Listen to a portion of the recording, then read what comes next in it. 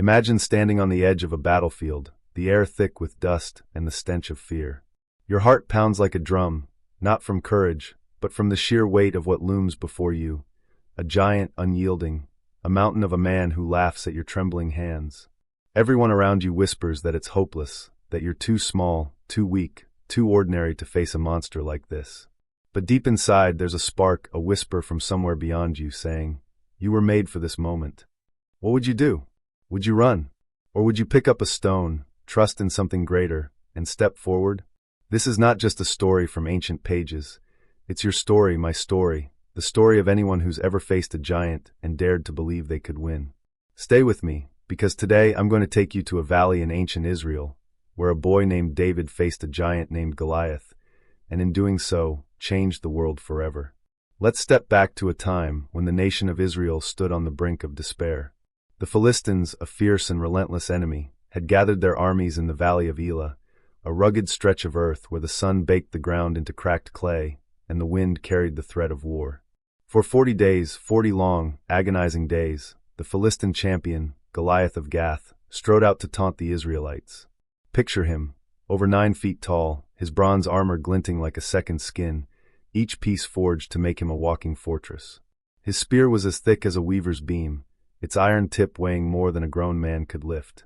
When he spoke, his voice boomed like thunder across the valley, mocking Israel's God and daring anyone to face him. "Give me a man," he roared day after day. "Send me your champion, and let us settle this." But no one stepped forward. Not King Saul, not his seasoned warriors, not a single soul. The army of Israel cowered, their courage drained by the sheer size of their enemy. Now enter David. Not a soldier, not a hero, at least not yet. Just a shepherd boy, the youngest of 8 brothers, sent from his father's fields in Bethlehem to deliver bread and cheese to his siblings on the front lines. David was no stranger to hard work.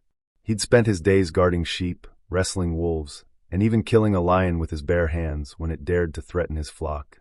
But this was different.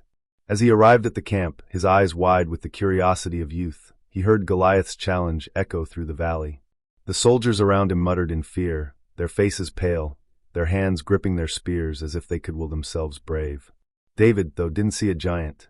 He saw something else, an insult to the God he loved, a defiance that couldn't go unanswered. "Why are you all so afraid?" David asked, his voice cutting through the murmurs like a blade. The soldiers turned, startled. Who is this kid, barely old enough to grow a beard, questioning their courage? His brothers, Eliab especially, scolded him. "Go back to your sheep, David. This is war, not a game." But David wasn't deterred. There was a fire in him, a conviction that burned brighter than the fear around him. He went to King Saul himself, a man who stood head and shoulders above most, yet even Saul was paralyzed by Goliath's shadow. "Let me fight him," David said, his voice steady, his eyes unwavering. Saul laughed, a hollow, desperate sound. You're just a boy. He's been a warrior since before you were born." But David didn't flinch.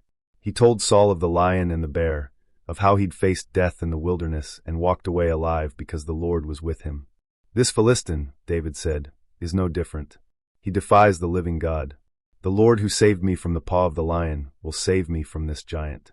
There was no arrogance in his words, only a quiet certainty, the kind that makes the air feel heavier, the kind that forces you to listen. Saul, out of options and perhaps moved by something he couldn't name, agreed. But he tried to arm David with his own armor, a king's armor, heavy and gleaming. David put it on, took a few steps, and shook his head. "I can't move in this," he said. "It's not mine." So he shed the armor, picked up his shepherd's staff, and walked to a nearby stream. There he knelt, his fingers sifting through the smooth stones, searching for the perfect ones. 5 stones, small and unremarkable, but chosen with care. He slipped them into his pouch, his sling dangling at his side, and turned toward the valley. Now imagine the scene. The Philistine army on one hill, Israel's on the other, the valley between them a no-man's land where death waited. Goliath stepped forward, expecting another warrior, another fool to crush. Instead he saw David, a boy unarmed except for a stick and a sling, his face calm, almost serene. Goliath laughed, a sound that shook the earth. "Am I a dog that you come at me with sticks?" he bellowed. "Come here, boy, and I'll feed your flesh to the birds." The Philistine soldiers roared with laughter, their confidence unshaken. But David didn't falter. He stepped forward, his feet steady on the uneven ground, his eyes locked on the giant. "You come against me with sword and spear and javelin," he said, his voice carrying across the valley, clear and unafraid. "But I come against you in the name of the Lord Almighty, the God of the armies of Israel, whom you have defied. This day the Lord will deliver you into my hand, and the whole world will know that there is a God in Israel." The valley fell silent. The wind stopped. Every eye was on David, this boy who dared to speak as if victory was already his. Goliath, enraged, charged forward, his armor clanking, his spear raised to strike. David didn't run. He didn't hesitate. He reached into his pouch, pulled out a single stone, and fitted it into his sling. He began to run, not away, but toward the giant, his sling spinning faster and faster, a blur of motion. The stone flew, a perfect arc through the air, guided by a hand steadier than any warrior's. It struck Goliath square in the forehead, sinking deep into his skull. The giant froze, his eyes wide with shock, and then he fell, face first into the dust, his massive body shaking the ground. The champion of the Philistines, the terror of Israel, was dead. The Philistine army stood stunned, their laughter replaced by silence. Then chaos. They turned and fled, their courage shattered. The Israelites, ignited by David's victory, surged forward with a battle cry that echoed through the hills. David, still standing in the valley, looked down at the fallen giant. He didn't gloat. He didn't cheer. He simply stood there, his heart full of gratitude, knowing that this moment wasn't about him. It was about the God who had guided his hand, who had turned a shepherd boy into a giant slayer. But this wasn't the end. This was only the beginning. David's victory over Goliath would ripple far beyond that valley, shaping his life and the fate of a nation. What happened next would test his faith, his courage, and his heart in ways he could never have imagined. The boy who faced a giant would now face a king, a crown, and a destiny that would demand everything he had. The dust of the valley of Elah still hung in the air, swirling around the fallen giant like a shroud. David stood there, his chest heaving, his sling limp in his hand, the weight of what he'd just done settling into his bones. The Israelites' war cries echoed behind him as they chased the fleeing Philistines, their fear transformed into fire by a single stone. But David's eyes weren't on the chaos of victory. They were on the horizon, where the sun dipped low, casting long shadows that seemed to whisper of battles yet to come. He was no longer just a shepherd boy. In that moment, with Goliath's lifeless form at his feet, David had stepped into something bigger, a destiny that would demand more than courage, more than faith. It would demand his very soul. The news of David's triumph spread like wildfire. By nightfall, the camp was alive with song and celebration. Soldiers who had cowered before Goliath now clapped David on the back, their faces lit with awe. Women from nearby villages danced, their voices rising in a chant that would haunt David for years. Saul has slain his thousands, and David his tens of thousands. The words were meant as praise, but they carried a dangerous edge, like a blade hidden in a bouquet. King Saul, tall and brooding, heard the song from his tent.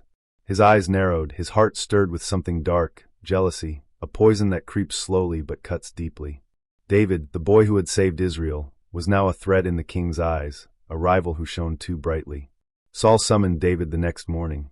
The king's tent was heavy with the scent of oil and leather, the air thick with unspoken tension. "You've done well, son of Jesse," Saul said, his voice smooth but laced with something colder. He offered David a place in his court, not as a warrior, but as a musician, a soothing presence to calm the king's troubled spirit. For Saul was no ordinary man. He was plagued by dark moods, moments when it seemed an unseen force gripped his mind, twisting his thoughts into knots of rage and despair. David, with his shepherd's harp, had a gift for taming those storms. His fingers danced across the strings, weaving melodies that felt like prayers, songs that could hush even the wildest heart. And so David played, his music filling the tent, softening Saul's furrowed brow. For a time, it seemed the king and the shepherd could coexist. But peace is a fragile thing when envy takes root. Saul's favor toward David was a mask, thin and brittle. The more the people sang of David's victory, the more Saul's heart hardened. One day, as David played his harp in the royal court, Saul's eyes glazed over, his hands trembling. Without warning, he seized a spear and hurled it at David, the iron tip whistling through the air. David dodged, his instincts honed from years in the wilderness, and the spear sank into the wall behind him. The court froze, gasped stifled, eyes wide. Saul's face twisted with shame and fury, but David said nothing. He simply picked up his harp and left, his heart pounding not with fear, but with a quiet resolve. He knew now that the giant he'd slain in the valley was only the first of many he'd face. David's life became a dance on the edge of a blade. Saul sent him into battle after battle, hoping the Philistines would do what his spear could not. But David was no ordinary soldier. He led with a fire that inspired men to follow him, not out of fear, but out of loyalty. His victories piled up, towns reclaimed, enemies scattered, Israel's borders strengthened. Each triumph made the people love him more, and each song of praise drove Saul deeper into madness. The king's advisors whispered of David's growing fame, their words like fuel on a smoldering fire. Saul began to plot in earnest, offering his daughter Michal to David as a bride, but with a price: 100 Philistine foreskins, a task meant to ensure David's death. David, undaunted, returned with 200, his face calm, his faith unshaken. Michal's hand was his, but so was Saul's growing hatred. Through it all, David found an unexpected ally, Jonathan, Saul's son. Jonathan was everything a prince should be: brave, noble, his heart as steady as David's was bold. The two became like brothers, their bond forged in shared battles and late-night talks under the stars. Jonathan saw in David what Saul could not: a man chosen by God, not to steal a throne, but to serve a purpose. One night, by a flickering fire, Jonathan made a vow. He took off his royal robe, his sword, his bow, and gave them to David. "Whatever my father plans against you," he said, his voice low but fierce, "I will warn you. My heart is yours, and yours is mine." David clasped his hand, tears in his eyes, knowing that this friendship would be both his shield and his burden. But Saul's schemes grew darker. He sent assassins to David's house under cover of night, their blades glinting in the moonlight. Michal, now David's wife, overheard the plot and acted swiftly. She lowered David through a window, his body slipping into the darkness like a shadow. By the time the assassins broke in, they found only a dummy in David's bed, a goat-hair pillow wrapped in blankets. David fled to the wilderness, his harp left behind, his heart heavy with betrayal. He was no longer the boy who faced Goliath with a sling and a stone. He was a fugitive, hunted by the very king he'd served, his name a whisper of hope to some and a curse to others. In the caves of Adullam, David found refuge. The wilderness was harsh, jagged rocks, sparse water, the constant threat of discovery. But it was also a place of clarity, where the noise of the world faded and the voice of God grew louder. Men began to gather to him, not soldiers but outcasts, the broken, the desperate. Debtors, rebels, those with nowhere else to go. They saw in David something worth following, a leader who didn't promise wealth or power, but something rarer: purpose. David trained them, not just to fight, but to believe, in themselves, in each other, in the God who had brought them together. The boy who'd slain a giant was becoming a commander, his heart still tuned to the shepherd's song, but now carrying the weight of a people's hope. Yet even in the wilderness, Saul's shadow loomed. The king's spies were everywhere, and his armies were relentless. One night, David learned Saul was camped nearby, vulnerable, asleep under the stars. One of David's men, Abishai, crept close, his dagger ready. "Let me kill him," Abishai whispered, his breath hot with vengeance. "God has delivered him into your hands." David's heart raced. It would be so easy, one thrust and the hunt would end. But he shook his head. "No," he said, his voice steady despite the storm inside him. "He is the Lord's anointed. I will not raise my hand against him." Instead, David took Saul's spear and water jug, slipping away into the night. At dawn, from a distant hill, he called out to Saul's camp, holding up the spear. "Why do you hunt me, my king?" he cried. "I have done you no wrong." Saul's face burned with shame, and for a moment he wept, promising peace. But David knew better. The king's heart was a battlefield of its own, and no promise could bind it. David's journey was far from over. The wilderness stretched before him, vast and unforgiving, a crucible where his faith, his courage, and his very soul would be tested. He was no longer just a shepherd, a musician, or even a giant slayer. He was becoming something more, a man after God's own heart, shaped by trials that would either break him or forge him into a king. He fled to the desert of Ziph, a place of jagged cliffs and endless dunes, where the sun burned hotter than anger and water was a memory. His men were weary, their sandals worn thin, their hope fraying like old cloth. David felt their doubt, saw it in their eyes when they thought he wasn't looking. He could have despaired, God knows he wanted to, some nights when the stars seemed too far away to care. But instead he sang, not the polished melodies of Saul's court, but raw, aching psalms born from the dust and the dark. "Though I walk through the valley of the shadow of death," he whispered to the night, I will fear no evil, for you are with me." His men heard, and something shifted. They began to sing too, their voices rough but rising, a chorus of the broken finding strength in surrender. It was in Ziph that Jonathan found him again. The prince risked everything to slip through Saul's lines, his face gaunt, but his eyes bright with love. They met in a hidden ravine, the moonlight casting their shadows long and thin. "Do not be afraid," Jonathan said, gripping David's shoulders. "My father will never touch you. You will be king, David, and I will stand at your side." The words were a balm, but they cut too. David knew the cost of that promise. Jonathan was choosing him over his own blood, his own birthright. They embraced, tears mixing with dust, and then Jonathan was gone, swallowed by the night. David never saw him again in that wilderness, but the memory of that moment became a shield, guarding his heart against the despair that stalked him. Saul's pursuit grew relentless. The king's spies in Ziph betrayed David's hiding place, and soon, Saul's army was closing in. David and his men fled to the cliffs of En-Gedi, an oasis where springs bubbled from the rocks, a rare mercy in the barren land. But even here, there was no rest.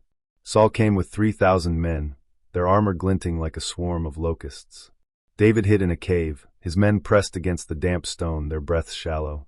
By a twist of fate, Saul himself entered that very cave, alone, to relieve himself. David's men whispered fiercely, "This is your chance.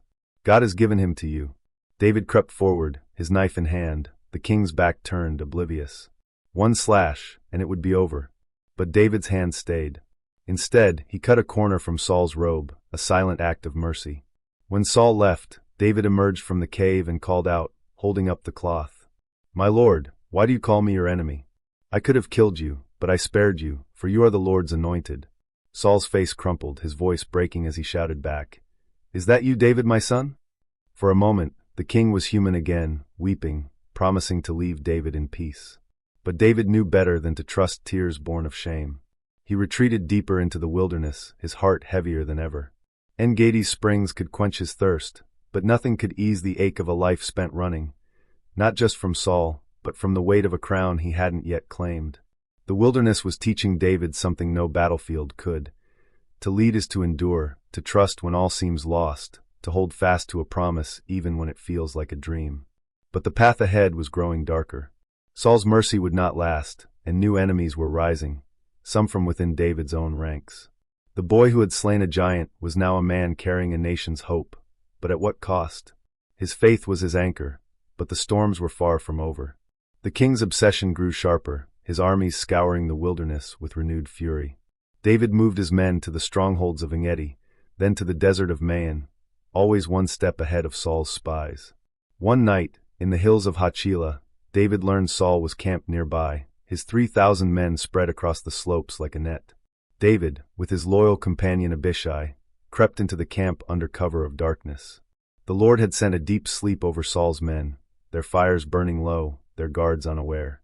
There in the center lay Saul, his spear stuck in the ground beside him, his body vulnerable. Abishai's eyes gleamed.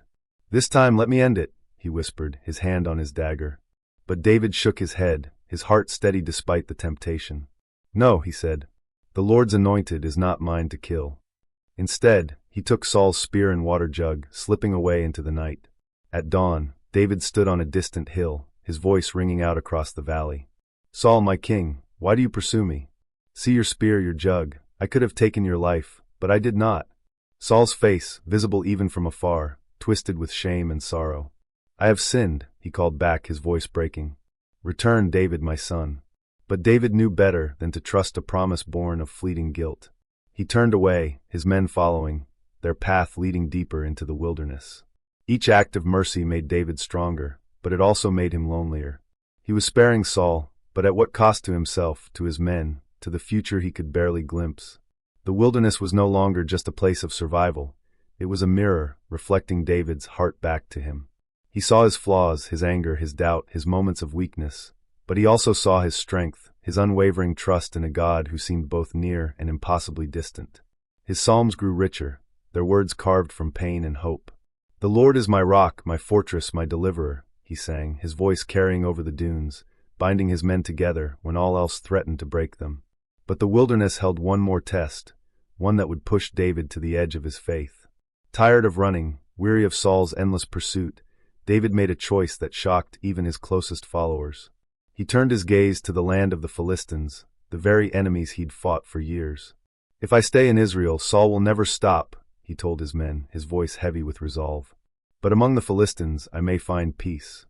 It was a desperate gamble, a step into the unknown. He led his men to Gath, the city of Goliath, seeking refuge under King Achish. The irony was not lost on David. Gath, where he'd once been the slayer, now became his sanctuary. Achish, unaware of David's full history, welcomed him, granting him the town of Ziklag. For the first time in years, David had a place to rest, to plan, to breathe. But rest came at a price. To maintain the illusion of loyalty, David raided enemy tribes, leaving no survivors to betray his true allegiance. His men followed, but their eyes held questions. How long can we live this lie? Ziklag was no home, only a pause in a journey that seemed endless. David's heart remained in Israel, with the God who had called him, the people who sang his name. But the shadow of Saul loomed, and the Philistines were no true allies. A storm was gathering, one that would test David's cunning, his loyalty, and the very core of his soul. The air in Ziklag was heavy with the scent of dust and unease, a town that offered David shelter but never peace. He stood at the edge of the settlement, his eyes scanning the horizon where the Philistine lands met the sky. His men, now a hardened band of 600, moved through their daily tasks, sharpening swords, mending tents, but their glances toward him carried unspoken questions. How long can we live among our enemies? David felt the weight of their trust, a burden heavier than any armor. He had sought refuge in Gath, the city of Goliath, under the wary eye of King Achish, but this was no home. It was a tightrope, a delicate balance of deception to keep Saul at bay, while preserving his own soul. Every raid he led against enemy tribes, every lie he told Achish to maintain the facade of loyalty, carved another line into his heart. He was a man of God, yet here he was, playing the part of a mercenary. The wilderness had tested his faith, Ziklag tested his integrity. Then came the day that broke him. David and his men returned to Ziklag after a long march, expecting the laughter of their families, the warmth of their tents. Instead, they found ashes. The Amalekites, a ruthless desert tribe, had struck while they were gone, burning Ziklag to the ground and carrying off their wives, their children, everything they held dear. David's men wept until their voices cracked, their grief turning to rage. For the first time, they turned on him, their whispers sharp as daggers. "This is your fault, David. You led us here." Some picked up stones, their eyes wild with pain, ready to end the man they'd followed through fire and exile. David's heart sank, not from fear of death, but from the weight of their despair. He had no words, no promises to offer. Alone, he turned to the only place he'd ever found answers. He called for Abiathar, the priest, and the sacred ephod. "Shall I pursue these raiders?" he asked, his voice steady despite the storm within. The Lord's answer was clear: pursue them. You will recover all. With those words as his anchor, David rallied his men, not with grand speeches, but with the quiet fire of a man who believed when all seemed lost. They marched into the desert, their feet blistering on the scorching sand, their hearts fueled by hope and vengeance. They found the Amalekite camp, a sprawling chaos of stolen goods and captives. David struck with the precision of a shepherd protecting his flock, his men fighting as one, their grief transformed into fury. By dusk, the enemy was scattered, their spoils reclaimed. David's wives, Ahinoam and Abigail, were safe, as were the families of his men. Not a single life was lost, not a single possession unrecovered. The men who had raised stones against him now embraced him, their tears mingling with his. Ziklag was gone, but their faith in David, and in the God who guided him, was restored. But the shadow of Saul loomed larger than ever. News reached David of a gathering storm. The Philistines, led by Achish, were marching against Israel, and they expected David and his men to join them. Achish trusted David, blind to his true loyalty, and summoned him to fight alongside the Philistine lords. David's heart churned. To march against his own people, even as a pretense, was a line he dreaded crossing.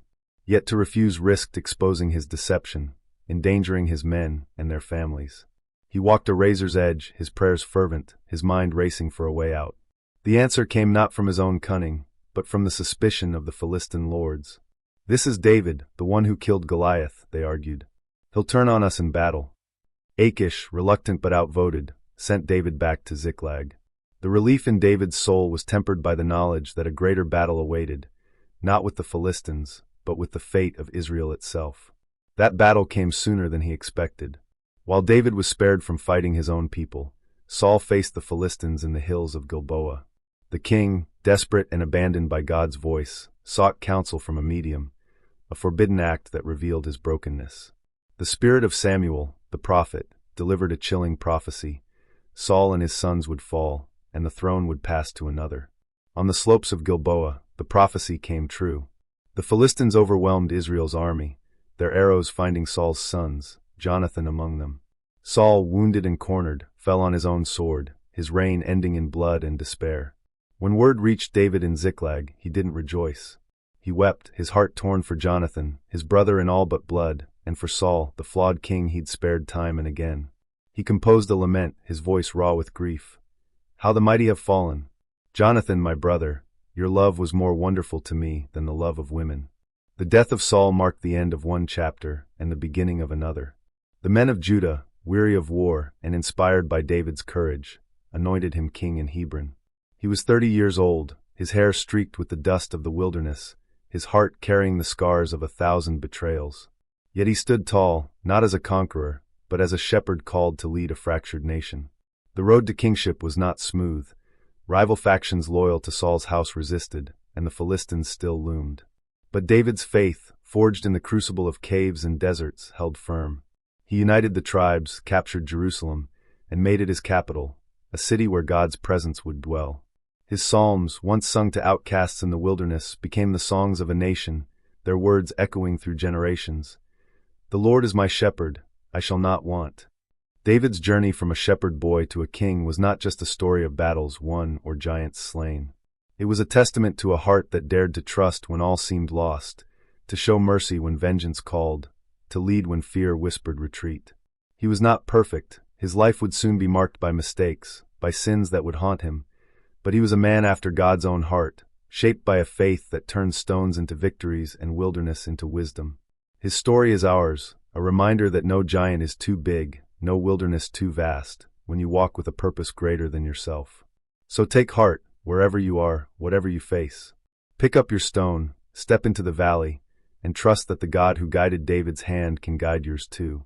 And if this story has stirred something in you, if it's lit a spark of courage or faith, then hit that like button, subscribe, and share this video with someone who needs to hear it. Drop a comment below, tell me your thoughts, your struggles, your giants. Let's keep this conversation going, because your story, like David's, is far from over.